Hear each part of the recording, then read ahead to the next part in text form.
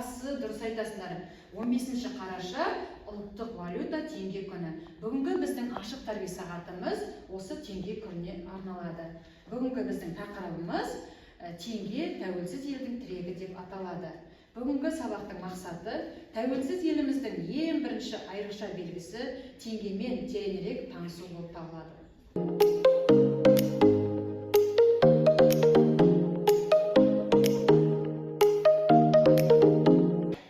Қараша айы әділдік және жауапкершілік айы болды. 1991-1993 жылдары Қазақстанда кеңес рублі қолданылды. Мен 1993 жылы шыққан алғашқы валютамын. Қазақстанның ұлттық валютасы 1993 жылы 15 қарашада қабылданды.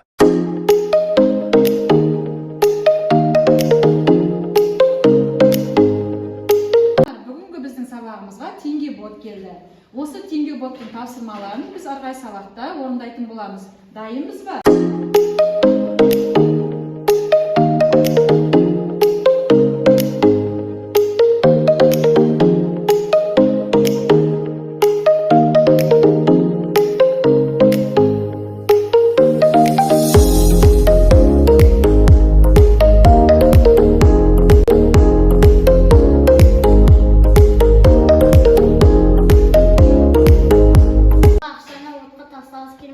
Өйткені бала маңдай терімен ақшаны өзі тапты.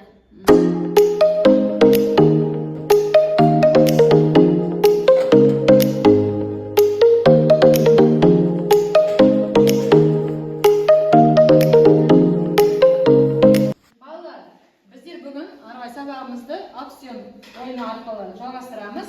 Қазір сендердің алдарыңда ақша тұр барлығыңызды қорап келтірген. Сол ақшаға қазір тапсырма беріледі, сендер соны орындаймыз. Балалар, денсаулықты біз қанша теңгеге сатып алар едік? Және сол үшін сіздер қолдардың ақыларыңызды қосына қойыңыздар. 2 мың, тағы 32 мың дейді, 40 мың дейді. Сатып ақшаға нені сатып ала алмаймыз?